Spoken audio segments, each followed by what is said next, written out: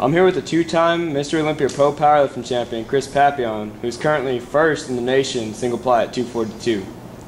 So Chris, how was it going into the Olympia head-to-head against Scott Smith, who was ranked above you before the meet? Honestly, I was pretty nervous going into the meet, knowing Scott was ranked above me. I mean, I thought I had a great chance of beating Scott, and I was fully confident, but I knew that if I failed one time, then Scott would get me.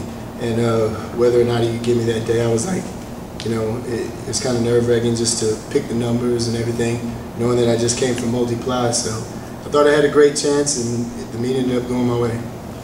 All right, Chris. Well, how hard was it to go from multiply training for 3 months for the Pro-Am and turn around and train only 4 weeks single ply for the Olympia? Well, it was kind of, I'm pretty comfortable single ply. I know what the gear is going to do. I know I ordered a 46 from Titan. Centurion, I know what that's going to do. I'll use a 46 pair of briefs most of the time, and I basically know what those are going to do. I just opened with like 749, said I was going to go up from there. I ended out with like an 804, and I mean, it wasn't that different. Like a month before that, I squatted like 905 at the Pro-Am. It was pretty easy. I mean, it was a transition, but I was confident that I could make it.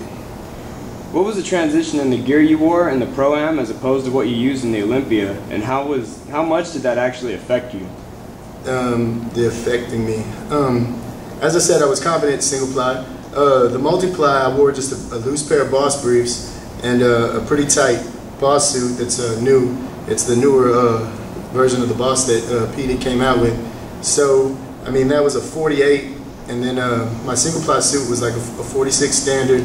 I mean, it was a little different, but I knew exactly what weights it would take to get down, so, I mean, I opened up pretty smart at both meets, so the transition wasn't that bad. Your next meet is the SPF Ironman in March. What are your honest thoughts on facing Jason Coker in a highest total takes all $2,000 bet, knowing you have to face him in his own federation and it's a multiply meet? honestly, I think I'm a better lifter than Jason Coker. Jason Coker, his whole career, he's proved himself one way, that's multiply. He's never put up a big deadlift, and honestly, I don't think he's put up a big squat that he's legitimately broke parallel. I think that if they hold down the rules, that I'll beat Jason Coker. His bench is going to morph mine, of course, but my deadlift's going to morph his. I'll probably pull around 800 to 830 by the time the Ironman comes around. I smoked 771 at the Olympia and missed 804 on the 4th attempt. But I'm going to get back to work and switch some things. As for squatting with Jason Coker, if they make us go to the same depth, I'll out-squat Jason Coker. I feel like I'm a way better squatter than him. I don't think he's as strong as me. If he was stronger than me, I mean, obviously his deadlift would be a little higher. Now, as for bench, Jason's one of the best benchers in history. He can bench raw, he can bench in a shirt. There's no denying what he can do in a bench shirt. I mean, I'm just going to have to make that up on squat and deadlift. And do I think I can do it? Yeah, I think I can beat Jason by at least 50 pounds.